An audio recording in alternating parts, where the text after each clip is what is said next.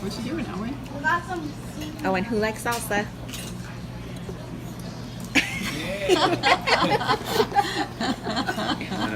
Hey everybody, it's Van Time with Chuck and Deb, and today we're going to give you a health update. Now, there are some people that may not know what my illness is. So, how do you say it? I don't know. It's ALS, otherwise known as Lou Gehrig's disease. A few years ago, they had the ice bucket challenge where everybody was, dousing themselves in ice water for the disease that is called ALS. So a lot of people know it because of the ice bucket challenge. All right, honey, we just visited the doctor. What was the good news that came from the doctor's visit?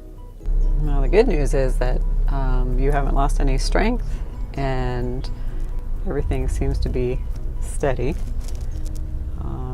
How about, what was your take? Yeah, I saw that I gained a couple of pounds of strength in my hands, which was really good news. On the flip side, we don't want this to sound like an organ recital. Oh, my lungs, oh, my kidney, oh, my back, nothing like that. But there are some realities, and one of the things that we found is the doctor saw that I've lost 50% of my diaphragm strength for breathing. So how does that impact us, son? Well, what that means is now we've got this BiPAP machine, and so every night Chuck is supposed to have it, this big mask, and it basically breathes kind of for you to give the diaphragm a break at night. I am your father. Another issue is fatigue. I can last about 3 to 4 hours with people, and then I just have to break away and lay down or get some time alone. So fatigue is a pretty big factor.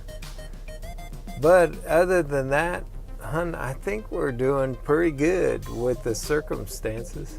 Yeah, I think, God is sustaining us and strengthening us, so we appreciate your prayers, and it should be a lot worse.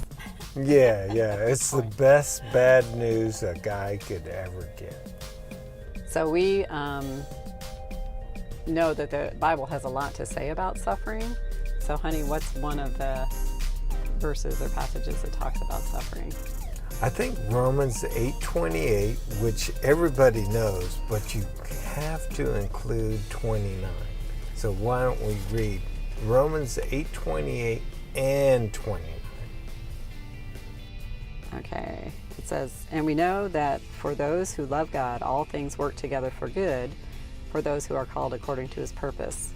For those whom he foreknew, he also predestined to be conformed to the image of his Son, in order that he might be the firstborn among many brethren." So Deb and I's goal is to become conformed to the image of Christ. So we know all things work together for good for those who are being conformed to the image of Christ. That's our life goal. So that's really important, even the bad stuff. All right, so we're still in the fight. And I hope you enjoyed this video and it didn't sound too much like Eeyore. But don't worry about me, boo. Go and enjoy yourself. I'll stay here and be miserable.